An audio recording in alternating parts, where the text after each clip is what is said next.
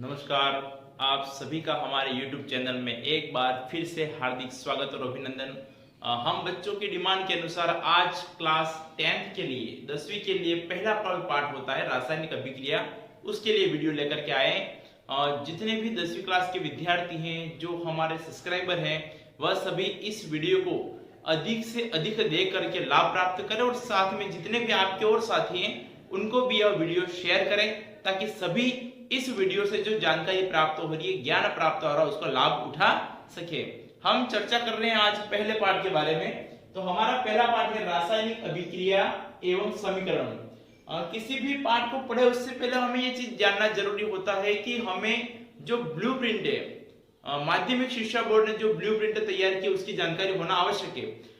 बिना उसके हम किसी भी तैयारी को करेंगे तो सार्थकता होने की संभावना बहुत कम होती है, क्योंकि ब्लूप्रिंट के आधार पर हम देख सकते हैं कि कौन से पार्ट से ऑब्जेक्टिव प्रश्न आने वाला है, कौन से पार्ट से शॉर्ट प्रश्न आएगा, कौन से पार्ट से लॉन्ग प्रश्न आएगा। तो हम देख सकते हैं यहाँ पे ये जो पार्ट दिया है, इस पार्ट को हम क्राइटेरिया के आधार पर देखें तो इस पार्ट को हम अंक विभाजन में 5 अंक प्रदान करते हैं। यह पार्ट जो है वो 5 अंक का पार्ट है, 5 नंबर का है।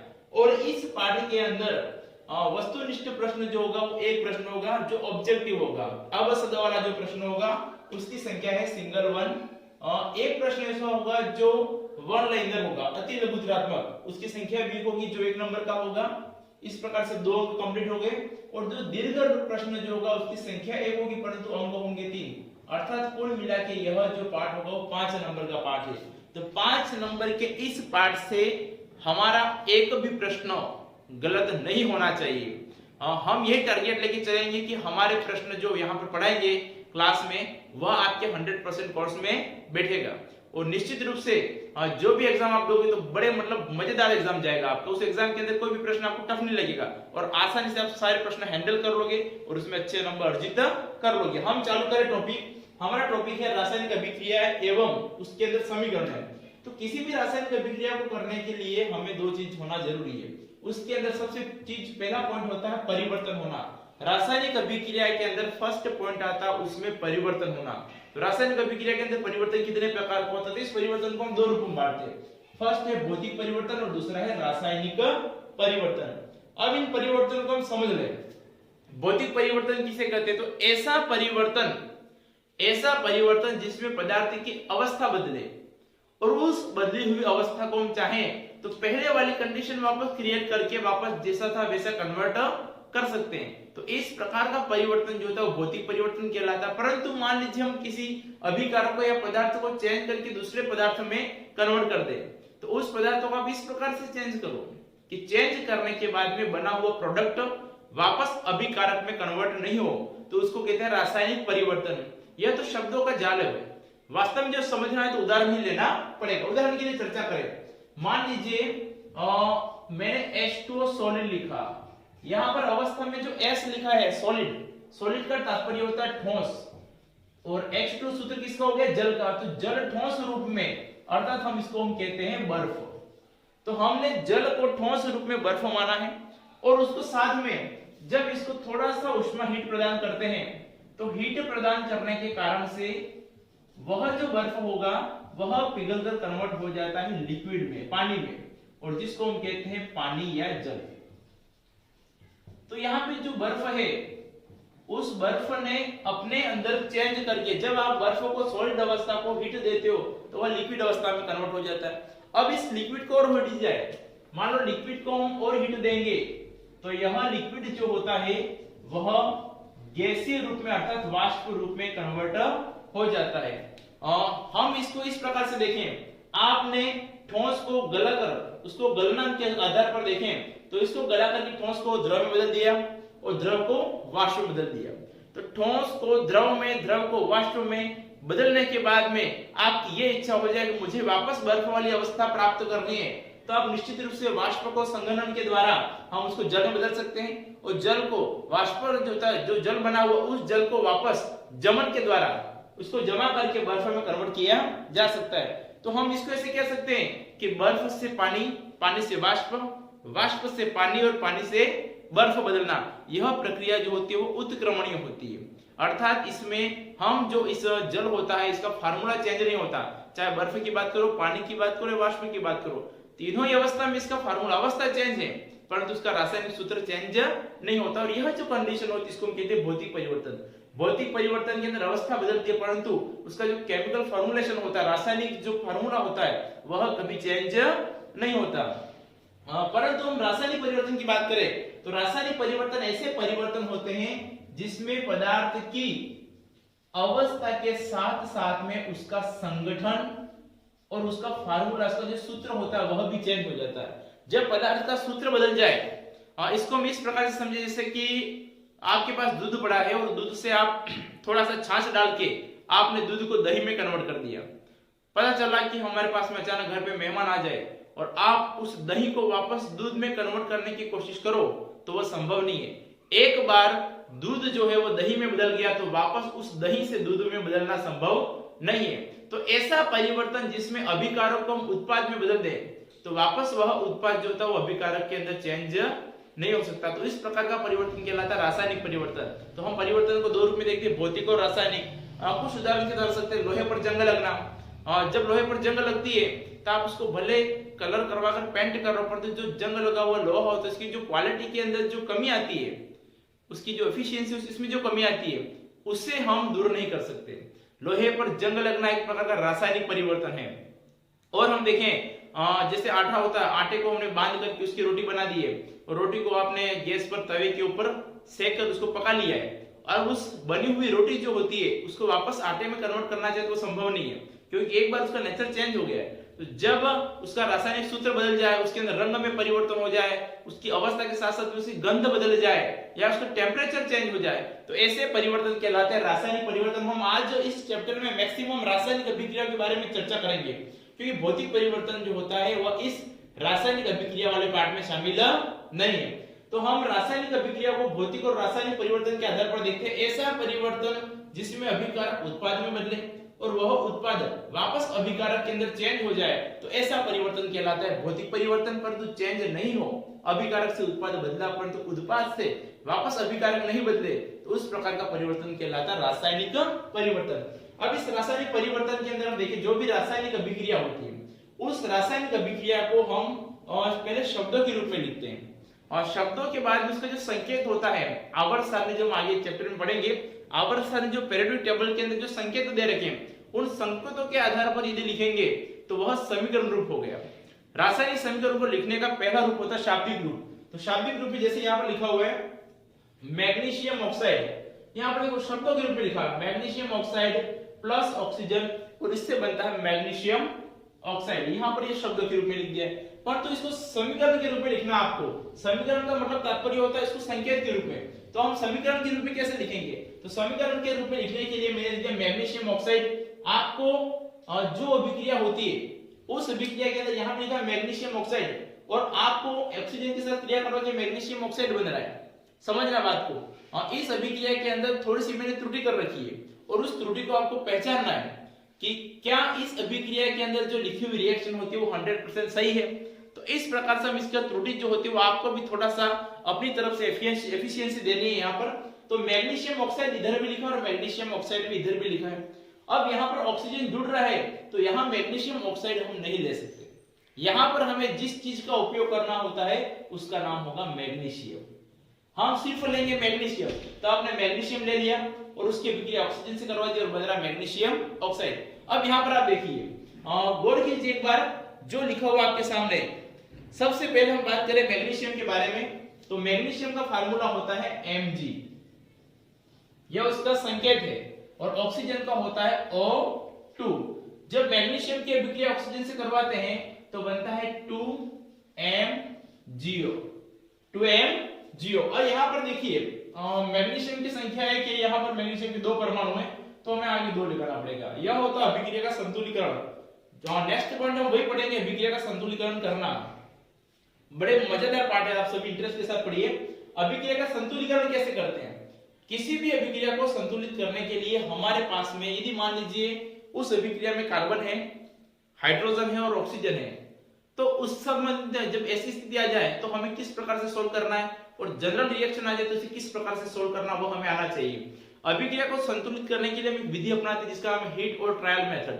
हीट और ट्रायल मेथड, इसका तात्पर्य होता है अभिक्रिया के अंदर जो भी परमाणु होते हैं उसको बैलेंस करने के लिए एक रखा, अब 2 रखा, 3 रखा, इस आधार पर हम देखते जाते हैं और कौन सा ऐसा अंक जो इसको संतुलीकरण कर सकता है, तो इस आधार पर जो मेथड होता है उसको हम हीट और ट्रायल मेथड कहते हैं। हम यदि मान लो हीट और ट्रायल मेथड पहले अपनाए और उसको अपनाते समय भी हमें थोड़ा सा बेसिक जो होता है ज्ञान होना चाहिए। यहाँ पर आपके सामने एक अभिक्रिया लिखी हुई है, इस अभिक्रिया को संतुलीकरण करने से पहले मैं एक रिएक्शन और देखना चाहता हूँ आपको। और देखिए यहाँ पर लिखा हमने C2H4 plus O2, C2H4 plus O2 और हमने बना दिया CO2 प्लस H2O। आपके सामने अभिक्रिया दे रखी है C2H4 प्लस O2 CO2 और जल। यहाँ पे C2H4 जो होता है आईयूपीएसी नोमेनक्लेचर में देखेंगे हम तो C2H4 का नाम क्या होता है, कार्बन की संख्या 2 है और जस्ट डबल CnH2n वाली कंडीशन है यहाँ पर, तो CnH2n जस्ट डबल है यहाँ पर, तो उस स्थिति में इन लगेगा, अनुलग्न लगेगा इन। तो यहाँ पर हम कहेंगे कि 2 कार्बन के लिए हमने लिया H और जस्ट डबल है CnH2n वाला फार्मूला लगा, तो हमें सीधे इसके ऊपर पीछे जो होता है वो इन लगा देना, तो ये बन गया एथीन। अब इस एथीन की अभिक्रिया हम करवा रहे हैं ऑक्सीजन के साथ में, तो कार्बन डाइऑक्साइड और जल बन रहा है, यह दहन की अभिक्रिया है। दहन का तात्पर्य होता है जलना, तो ये दहन की अभिक्रिया है। अब इस अभिक्रिया के अंदर हम संतुलीकरण करना चाहते हैं, तो जब भी अभिक्रिया को संतुलित करो तो संतुलित करने समय भी मैंने कहा कि कार्बन हो, उसमें हाइड्रोजन और ऑक्सीजन है, यहाँ पर भी कार्बन ऑक्सीजन और हाइड्रोजन है। यदि ऐसी स्थिति आ जाए तो आपको कुछ नहीं करना है, संतुलीकरण करने से पहले आपको एक नियम ध्यान रखना CHO। संतुलीकरण करते समय आपको क्रम रखना है, पहले कार्बन को संतुलित करो, फिर हाइड्रोजन को करो और फिर ऑक्सीजन को करो। यदि आप उल्टे क्रम में चलोगे तो आपका काम समझ लीजिए जो 1 मिनट का संतुलीकरण का काम होता है वह आपको कम से कम 5 मिनट खा जाएगा, क्योंकि हीट और ट्रायल मेथड का तात्पर्य ये नहीं है कि तुक्का लगाना है। हीट और ट्रायल मेथड डिपेंड करता है आपकी सोच पर, आपकी बुद्धिमत्ता पर, और बुद्धिमत्ता यही कहती है कि कार्बन को पहले लो, हाइड्रोजन को बाद में लो, उसके बाद में ऑक्सीजन को, लास्ट में ऑक्सीजन लेना है। एक हम प्रयोग करके देखें, यहाँ पर C2H4 लिखा है, संतुलीकरण करना है।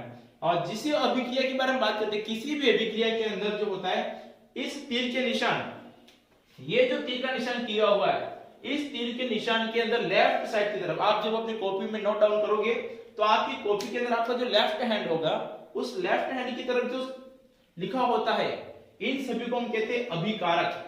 तो यहां पर ये सारे हो गए अभिकारक। लेफ्ट साइड में जिसको हम कहते हैं LHS, इस लेफ्ट हैंड पार्ट में जो होता है वो अभिकारक होता है, और RHS जो राइट पार्ट होता है उस राइट पार्ट में जो बनता है उसको हम कहते हैं उत्पाद। तो अभिकारक क्रिया करते हैं और बनाते क्या है, उत्पाद। और बीच में हम एक तीर का निशान लगाते हैं, और इस राम भगवान के तीर का निमोह जो होता है वो हमेशा उत्पाद की तरफ रखा जाता है। अब हम चर्चा करें एथीन। अब एथीन के अंदर कार्बन की संख्या देखेंगे। सबसे पहले मैंने कहा कार्बन को लेना है, तो पहला पॉइंट हमने कार्बन को लिया। कार्बन की संख्या कितनी है, 2। तो हमारे अभिकारक की जितनी संख्या है उतनी संख्या हमको उत्पाद की करनी है, दोनों की संख्या बराबर होगी तो हमारा काम कंप्लीट है। तो आप देखो यहाँ पर कार्बन 2 है, यहाँ पर कार्बन कितना है, 1, और यहाँ पर जो 2 लिखा वो ऑक्सीजन के लिए। बहुत सारे बच्चे क्या करते हैं, ध्यान करते समय देखें तो यहाँ पे 2 पीछे लिखा है तो कार्बन का भी मान लेते, वो कार्बन का हिस्सा नहीं है। यदि किसी फार्मूला के अंदर किसी अणु के आगे लिखते हैं तो वो सबके लिए होता है, और पीछे लिखते हैं तो वह जिस परमाणु से जुड़ा उसी का माना जाता है। तो यहाँ पर 2 जो ऑक्सीजन की, जो कार्बन के लिए तो है नहीं। यहाँ कार्बन कितने हैं, 2, यहाँ कार्बन कितना है, 1। अब इस 1 को उसके बराबर करना है तो मैंने आगे लगा दिया 2। आपके मन में यह आ रहा होगा कि सर आपने CO2 लगाया तो यहाँ पर 2 लगा दो, तो ऐसा नहीं होता, क्योंकि कार्बन डाइऑक्साइड का सूत्र है CO2। आप C2O2 बना दोगे तो यह फार्मूला संभव नहीं है। यहाँ जो बॉन्ड के आधार पर जो चीज आपको दे रखी है प्रोडक्ट में, उसी की संख्या को हमें बैलेंस करना है। अपनी मर्जी से किसी चीज को जोड़ने और घटाने की आवश्यकता नहीं है।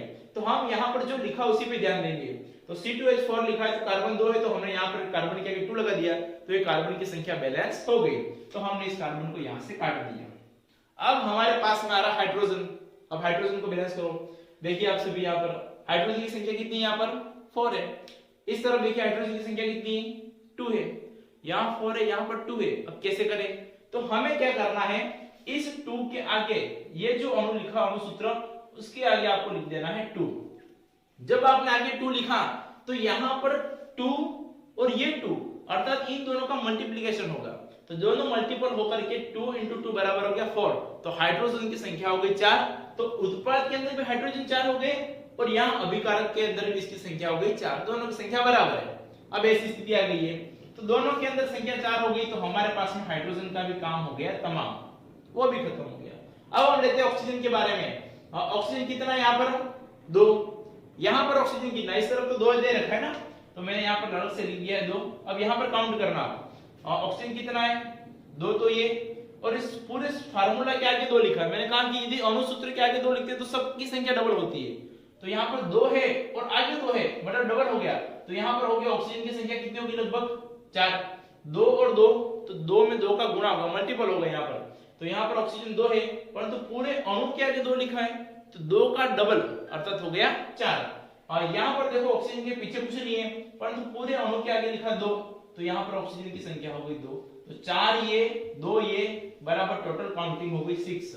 तो हमारे उत्पाद के अंदर जो मात्रा है ऑक्सीजन की वह हो गई 6 परमाणु, और यहाँ पर कितने हैं 2। अब इस 2 को 6 में बदलना है। बहुत सारे के मन में यह भी आता है कि सर आप एक काम करो ना, इसके आगे 4 लिख दो, 4 और 2 6, परंतु यह गलत तरीका है। क्यों? क्योंकि यहाँ जो आगे लिखेंगे इसके साथ में गुणज में होगा, मल्टीपल होगा उसका, तो 4 का गुणज तो 8 हो गया, उस तरफ 6, तो आप 4 नहीं लिखेंगे। अब आप ही बताइए इसके अंदर कौन सा अंक लिखा जाएगा, क्या 2 लिखेंगे, क्या 3 लिखेंगे, क्या 4 लिखेंगे, इनमें से कोई नहीं। तो हम यदि देखें, यदि हीट और ट्रायल मेथड के बारे में चर्चा कर ही रहे हैं, तो एक बार देखकर लिखकर हम देखते हैं। एक लिखा तो 2 × 1, तो 2 संख्या हो गई, हमें 6 करना है। चलिए 2 ले लिया, 2 में 2 का गुणज कीजिए आप, 2 × 2 बराबर 4, वहां तो 6 है, फिर डिफरेंस है, चलिए इसको भी हटा दो यहाँ से। अब 3 लीजिए, 3 में 2 का गुणा कीजिए, तो 3 2 6, तो 3 और 2 का गुणज हो गया 6, और वहां भी 6, अर्थात हमारी अभिक्रिया हो गई संतुलीकरण। यह तो तराजू एक प्रकार से देखे तो एक तराजू के अंदर आप जितना वजन सब्जी का रखते हो उतने ही वजन उस बाट का रखा जाता है, दोनों का वेटेज जो होता है बराबर होना चाहिए, तो यह स्थिति होती है, इसको हम कहते हैं अभिक्रिया का संतुलीकरण। तो किसी भी रासायनिक अभिक्रिया को संतुलित करने के लिए हम एक मेथड का यूज करते हैं, उस मेथड का नाम है हीट और trial method, heat and trial method. तो आप हीट एंड ट्रायल मेथड के द्वारा भी अभिक्रिया को संतुलित कर सकते हैं। यहाँ पर हमने पहले देख लिया मैग्नीशियम और ऑक्सीजन के अंदर, तो यहाँ मैग्नीशियम प्लस O2 2M जो मैग्नीशियम ऑक्साइड बना, यहाँ पर मैग्नीशियम और ऑक्सीजन दोनों की संख्या आगे 2 लिखा तो डबल है, यहाँ पर ऑक्सीजन भी 2 गए, मैग्नीशियम भी 2 गए, यह भी संतुलित कर रहे हैं। अब आपके लिए मैंने एक रिएक्शन लिख रखी है, यहाँ पर लिखा Fe का मतलब होता है आयरन प्लस H2O, इसका तात्पर्य होगा जल, साथ में क्या बन रहा है Fe3O4 आयरन ऑक्साइड, और साथ में हाइड्रोजन बन रहा है। अब ये सभी क्रिया को आपको संतुलित करना है। यदि ऐसी स्थिति आ जाए जिसमें कार्बन नहीं है, हाइड्रोजन नहीं, ऑक्सीजन नहीं, तो कैसे संतुलित करें? आपको समझ आना, धातु को पहले लेंगे, सबसे पहले लेंगे धातु को। यहाँ पर धातु कौन है? आयरन। अब आयरन की संख्या को हम पहले कंट्रोल करेंगे, देख लीजिए आप। यहाँ पर आयरन की संख्या कितनी है? 1 है। प्रोडक्ट के अंदर कितनी दे रखी है? आयरन की संख्या 3 है। यहाँ पर आयरन की संख्या 1 और यहाँ पर आयरन के परमाणु की संख्या है 3। आपको बैलेंस करना है तो यहाँ पर 3 लगाना पड़ेगा, तो मैंने आगे लगा दिया 3। आप ये मत सोचना कि पीछे 3 लगा दे, ये बना हुआ है, इस फार्मूले को चेंज नहीं करना है, आपको परमाणु की संख्या बदलनी है। आपने यदि पीछे 3 लिखा तो वह जो होता है उसका अंदर एक प्रकार का संगठन ही बदल जाएगा। आपको आगे 3 लिखना, परमाणु की संख्या को कंट्रोल करना है, तो 3 लिखा। अब हमारे पास में आयरन का काम खत्म हो गया। अब हम लेते हैं किसको? ऑक्सीजन को ले लो। ऑक्सीजन की संख्या यहाँ पर कितनी दे रखी है? 4। यहाँ पर ऑक्सीजन कितना? सिर्फ 1, पीछे तो कोई दे नहीं लिखा है, तो 1 हो गया। अब आगे देखिए हम इसको कंट्रोल करना, पीछे तो कुछ नहीं कर सकते क्योंकि ये अणुसूत्र और अणुसूत्र को बदलना नहीं है, हमें चेंज करना उसमें परमाणुओं की संख्या। तो यहाँ पर 4 है, यहाँ पर 1 है, अब इसको 4 करना है, तो मैंने आगे लगा दिया 4। तो हमारे पास में आयरन की संख्या इधर भी 3, इधर भी 3, ऑक्सीजन 4, ऑक्सीजन 4, दोनों कंट्रोल हो गया। अब यहाँ पर जब आपने आगे 4 लगा दिया तो 4 लगाते ही हाइड्रोजन की संख्या देखिए किस प्रकार से चेंज होती है। हाइड्रोजन कितने थे? 2, आगे 4 लगाया तो 2 और 4 को हम 6 गिनेंगे, 8। निश्चित रूप से हमें 8 ही मानना पड़ेगा क्योंकि गुणज में होता है। तो आप 2 का 4 के साथ गुणा कर दोगे तो यह 2 और 4 का गुणज जो होता है वो हो गया 8। तो हाइड्रोजन की संख्या कितनी हो गई? 8 हो गई। अब यहाँ पर उस जो उत्पाद बन रहा है उसमें हमें संख्या को 8 करना है, तो 2 लिखा हुआ तो आपके आगे सिर्फ 4 जोड़ना है। तो इस प्रकार से हम देखें तो आयरन और ऑक्सीजन होता है, उसके साथ में हाइड्रोजन जो ऑक्साइड जुड़ा हुआ है वो जल के बारे में बात करें, हाइड्रोजन की संख्या के बारे में बात करें, सभी को हम चाहें तो उसके परमाणु की संख्या का संतुलीकरण कर सकते हैं और अभिक्रिया को संतुलीकरण करने के बाद ही वो अभिक्रिया जो होती है वो सही होती है। यहाँ पर अभिक्रिया का सही होना और पूर्ण होना दोनों शब्द अलग है।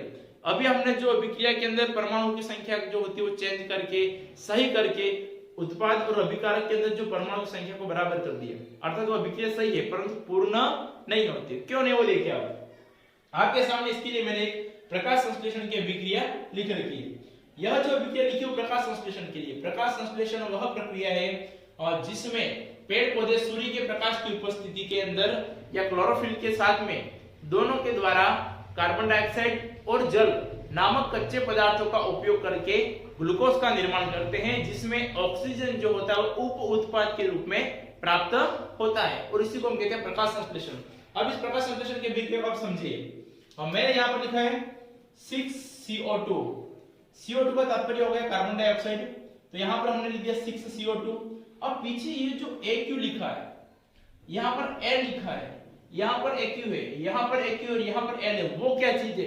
जब इसको हम लिखते हैं और तीर के ऊपर नीचे कुछ लिखा जाता है तो समझ लीजिए ऐसी अभिक्रिया जिसके सामने उसके सारे संकेत लिखे हुए उस अभिक्रिया को पूर्ण अभिक्रिया और सही अभिक्रिया कहा जाता है। समझना बात को। किसी भी पदार्थ की हम अवस्था देखते हैं, जनरल अवस्था है, हम उसके लिए लिखते हैं ठोस, द्रव और गैस। सॉलिड, लिक्विड और गैस, तीन अवस्था लिखते हैं। एक अवस्था ऐसी होती है जिसको लिखना पड़ता है जलीय विलयन, जिसको हम कहते हैं AQ, या हम इसको ऐसे भी लिख सकते हैं AQ। एक्वस कंडीशन, जलीय अवस्था, तो हम यहाँ पर ले रहे हैं कार्बन डाइऑक्साइड, वो है जलीय अवस्था के अंदर, साथ में हमने लिया जल, वह लिक्विड अवस्था के अंदर है। सूर्य के प्रकाश और क्लोरोफिल की उपस्थिति के अंदर क्या बनेगा? तो इन कच्चे पदार्थों को उपयोग करके, इन कच्चे पदार्थों का पेड़ पौधे ने उपयोग किया हरी पत्तियों के द्वारा, और इसका उपयोग करके वह जिस चीज को बना रहे वो है ग्लूकोज। C6H12O6 यह फार्मूला है ग्लूकोज का। ग्लूकोज कार्बोहाइड्रेट जो होता है उसी का एक ग्रुप होता है परंतु छोटा रूप होता है। जब कार्बोहाइड्रेट को तोड़ा जाता है, स्टार्च को तोड़ा जाता है, तो अंतिम जो बनता है, अंतिम एक छोटा सा सरल जो भाग बनता है वो ग्लूकोज है, और साथ में ऑक्सीजन जो बन रहा है यह उप उत्पाद के रूप में बनता है, उप उत्पाद, और साथ में जल का निर्माण होता है। अब यहाँ पर इस अभिक्रिया के अंदर देखिए, हम जब अभिक्रिया लिखते हैं तो उसमें उसकी अवस्था को लिखना आवश्यक होता है। यह एक्वस कंडीशन है, जलीय विलयन, यह लिक्विड स्थिति है, यहाँ पर भी एक्वस है जलीय विलयन, यह भी एक्वस स्थिति में, और यह लिक्विड है। तो यहाँ पर उसकी अवस्था लिखी गई है। अभिक्रिया के जो ये एरो का निशान है, इसके ऊपर सूर्य का प्रकाश और क्लोरोफिल लिखा है, तो वह भी इसकी स्थिति को दर्शा रहा है। यहाँ आप परमाणु की संख्या देखिए, सबकी संख्या बराबर है। एक बार इस अभिक्रिया के अंदर परमाणु की संख्या को काउंट करके बता देते हैं ताकि आपको भी मजा आ जाएगा। और जब इसकी संख्या के बारे में चर्चा करें तो आप सभी एक बार देखिए, संख्या के अंदर सबसे पहले हम कार्बन ले लेंगे, उसके बाद में हम ले लेंगे हाइड्रोजन को और ऑक्सीजन को। तो हम यहाँ पर एक तरफ तो ले ले अभिकारक और एक तरफ हो रहा उत्पादक, दोनों की संख्या को काउंट करते जाएंगे। अब अभिकारक के अंदर देखिए आप, अभिकारक के अंदर कार्बन कितने हैं? कार्बन के आगे 6, तो मतलब 6 हो गया, और कहीं है कार्बन? नहीं है, तो हमने लिख दिया यहाँ पर अभिकारक में कार्बन की संख्या हो गई 6। अब उत्पाद के अंदर देखिए C6H12O6, और कहीं कार्बन का नाम है? नहीं है, तो यहाँ कार्बन की संख्या कितनी लिखी है? C6, मतलब यहाँ पर ये भी हो गया 6, तो दोनों बराबर है। अपना पहला काम तो खत्म। अब हाइड्रोजन लीजिए, हाइड्रोजन की संख्या कितनी है? H2O में पीछे 2 है और आगे 12 है, तो ये मल्टीपल होगा, तो 12 में 2 का गुणा 24 हो गया 24, तो यहाँ पर ये संख्या लिखी मैंने 24। अब यहाँ पर काउंट कीजिए, अब हाइड्रोजन कितने हैं? 12 हो गए, और साथ में यहाँ पर लिखा है H6H2O, तो इन दोनों का मल्टीपल हो गया, तो ये भी हो गया 6 में 2 का गुणा तो 12, और 12 ये, तो ये भी हो गया 24, तो यहाँ पर ये भी बराबर है। नेक्स्ट देखिए ऑक्सीजन, ऑक्सीजन की संख्या कितनी है? ऑक्सीजन 6CO2 है, तो यहाँ 2 और 6 दोनों मल्टीपल होंगे। यहाँ O2 जो होता है लिखा और साथ में इस पूरे अणु के आगे 6 लिखा है, तो दोनों का मल्टीपल होगा, तो 6 × 2 12 हो गया, तो 12 तो हो गया ऑक्सीजन। यहाँ पर पूरे अणुसूत्र के आगे 12 लिखा है, तो 12 यहाँ पर, तो ये हो गए 24 टोटल, तो मैंने लिख दिया ऑक्सीजन 24। ऑक्सीजन की संख्या लिखने के बाद में यहाँ पर देखिए ऑक्सीजन कितने हैं? 6 तो यहाँ पर है, 6O6, यहाँ पर ऑक्सीजन और 2 आगे 6 है, तो 6 में 2 का गुना हो गया, तो 12 यहाँ पर हो गए, और यहाँ पूरे सूत्र के आगे 6 लिखा है तो 6 ये हो गए, तो 12 और 6 18, 18 और 6 24, तो ये 24 हो गए। अर्थात यह अभिक्रिया ऐसी जो संतुलित है। तो किसी भी अभिक्रिया के अंदर परमाणुओं की संख्या अभिकारक में, उसके LHS पार्ट में और उत्पाद में मतलब RHS पार्ट के अंदर परमाणुओं की संख्या बराबर होगी तो उस अभिक्रिया को संतुलित अभिक्रिया कहा जाता है। अभिक्रिया का संतुलित होना बहुत जरूरी है और साथ साथ में एक चीज और आवश्यक होती है, उसकी अवस्थाओं को हमें दर्शाना पड़ता है। क्या वह एक्वस कंडीशन में, क्या वह लिक्विड है, क्या वह सॉलिड है, क्या वह गैसीय अवस्था में, सभी उसकी अवस्थाओं को दर्शाना बहुत आवश्यक होता है। तो हम देखें इस पाठ के अंदर तो पदार्थ में भौतिक परिवर्तन और रासायनिक परिवर्तन क्या होता है वो आप समझ ही गए। रासायनिक अभिक्रिया को लिखने के लिए हम उसके एक शाब्दिक रूप में भी प्रदर्शित कर सकते हैं, उसको एक संकेत के रूप में भी दर्शा सकते हैं, और साथ में जब उसके संकेत लिखते हैं उसका जो संकेत मतलब उसका जो फार्मूला लिखते हैं तो फार्मूला लिखने के साथ साथ में उसको हमें संतुलित या बैलेंस करना बहुत आवश्यक होता है, जिसके हमें हीट और ट्रायल मेथड जो होता है उसके बारे में चर्चा कर ली। साथ में हमने देखा कुछ प्रकाश संश्लेषण की अभिक्रिया के द्वारा हमने उस संतुलिकरण की अभिक्रिया उसकी अवस्थाओं के बारे में भी चर्चा कर ली। अब हम देखेंगे अभिक्रियाओं के प्रकार। एक बार आप इसका स्क्रीनशॉट लेकर के नोट डाउन कीजिए।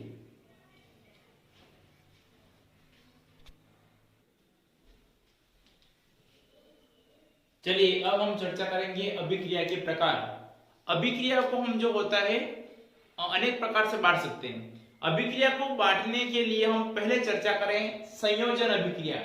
ऐसी अभिक्रिया जिसमें दो या दो से अधिक अभिकारक को जोड़कर के उत्पाद में बदला जाता है, ऐसी अभिक्रिया संयोजन अभिक्रिया कहलाती है।